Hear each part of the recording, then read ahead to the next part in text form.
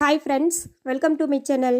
இன்றைக்கி வீடியோவில் பார்த்தீங்கன்னா அரை கப் நிலக்கடலையும் அரை கப் பாசி பயிரையும் வச்சு அருமையான ஒரு ஹெல்த்தியான ஈவினிங் ஸ்நாக்ஸ் ரெசிபி பார்க்கலாம் வாங்க. வீட்லேயே சட்டுன்னு செய்யக்கூடிய ரெசிபி, ரொம்ப ஹெல்த்து. கிட்ஸுக்கு கொடுத்தீங்கன்னா அவங்களோட ஹெல்த்துக்கு ரொம்பவே நல்லது. வாங்க எப்படி செய்யணும்னு பார்க்கலாம். வீடியோக்கு போகிறதுக்கு முன்னாடி நம்ம சேனலை புதுசாக பார்க்குறவங்க மறக்காமல் சப்ஸ்கிரைப் பண்ணிடுங்க. கூடவே பெல் பட்டனையும் கிளிக் பண்ணிடுங்க. இந்த ரெசிபி செய்யறதுக்கு இந்த பவுலில் 3/4 கப் அளவுக்கு நிலக்கடலை எடுத்துருக்கிறேன். அடுப்பை லோ ஃப்ளேம்லேயே வச்சுட்டு நம்ம நிலக்கடலையை வறுத்துக்கலாங்க.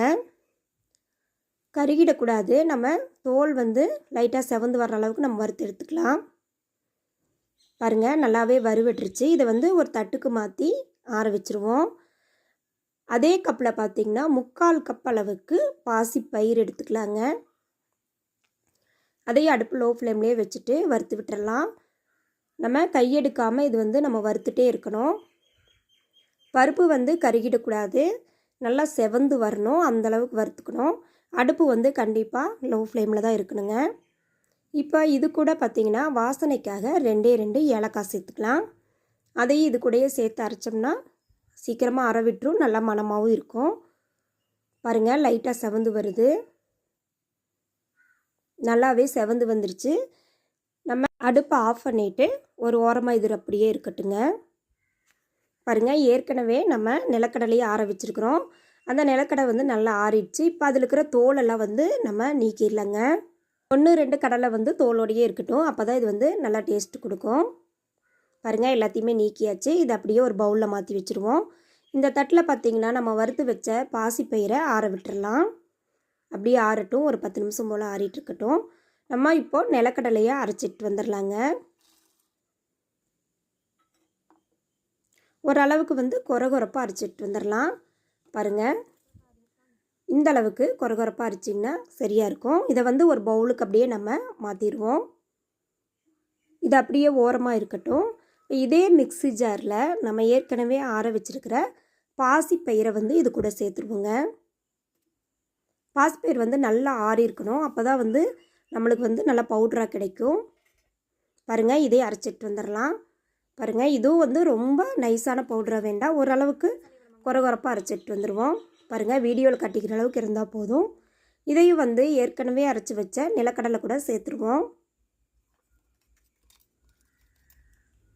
சேர்த்து ரெண்டையும் ஒரு டைம் நல்லா கலந்து விட்டுறலாம்.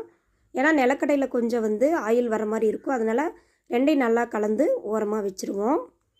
பார்த்திங்கன்னா அதே கடாயில் நம்ம நிலக்கடலை பாசிப்பயிர் எடுத்து அதே கப்பில் 3/4 கப் அளவுக்கு ப்ரௌன் சுகர் எடுத்துருக்கிறேன். அதாவது நாட்டு சர்க்கரை எடுத்துருக்குறேங்க. 1/4 கப் தண்ணி. நீங்கள் வெல்லம் கூட எடுத்துக்கலாம். பாகு வெல்லம் எடுத்துட்டிங்கன்னா நம்ம மிக்சியில் அடித்து அப்படியே டைரெக்டாக சேர்த்துக்கலாம்.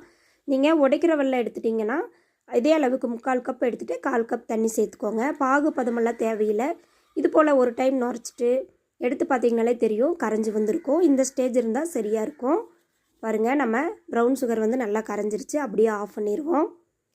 இப்போ நம்ம ஏற்கனவே போட்டு வச்சுருக்கிற பாசிப்பருப்பு நிலக்கடலை கூட நம்ம ரெடி பண்ணி வச்ச சர்க்கரை பாவை இது கூட சேர்த்துக்குவோம். பாருங்கள், கொஞ்சம் கொஞ்சமாக சேர்த்துட்டு ஒரு கரண்டி வச்சு கலந்து விட்டுடலாம். நம்ம எடுத்துருக்கிற சர்க்கரை இதுக்கு சரியாக இருக்கும். அதனால் கொஞ்சம் கொஞ்சமாக சேர்த்து நல்லா கலந்துக்கோங்க.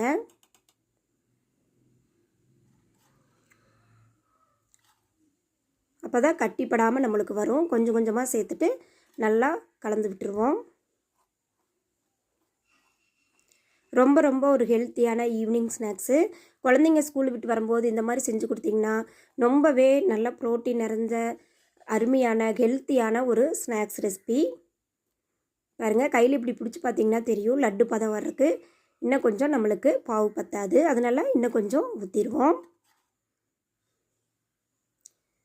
நம்ம எடுத்துருக்கிற பயிருக்கு இந்தளவு சர்க்கரை நம்ம சேர்த்தா தான் இனிப்பு கரெக்டாக இருக்கும். சேர்த்துட்டு ஒரு முறை நல்லா கலந்து விட்டுருவோம். நீங்கள் இந்த ஸ்டேஜில் ஒரு ஸ்பூன் நெய் கூட நீங்கள் உருக்கி சேர்த்துக்கோங்க. இதை விட நல்லா மணமாக இருக்கும். கரண்டியால் கொஞ்சமாக கலந்து விட்டுட்டு நம்ம கையால் நல்லா பிசைஞ்சுக்கலாங்க.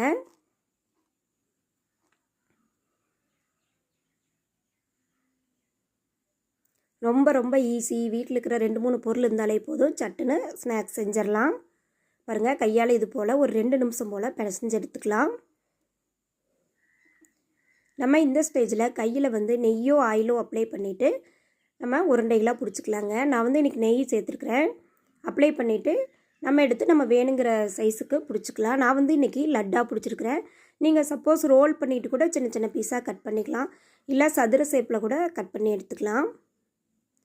பாருங்கள், பாகு வந்து அதிகமாக இருக்கிற மாதிரி இருக்கும். ஆனால் ஆற ஆற வந்து இது வந்து பாசிப்பயிறு வந்து பாகை வந்து நல்லா இழுத்துக்குங்க. பாருங்கள், இது போல் எல்லா உருண்டையும் நான் பிடிச்சி ரெடி பண்ணிட்டேன். அருமையான ஈஸியான பாசிப்பயிறு வேர்க்கடலை லட்டு ரெடி ஆயிடுச்சு. மறக்காமல் ட்ரை பண்ணி பாருங்கள். இந்த வீடியோ பிடிச்சிருந்தா சேனலை மறக்காமல் சப்ஸ்கிரைப் பண்ணிடுங்க. லைக் பண்ணுங்கள், ஷேர் பண்ணுங்கள், கமெண்ட் பண்ணுங்கள்.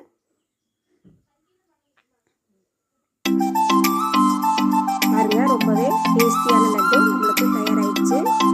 உள்ளே வந்து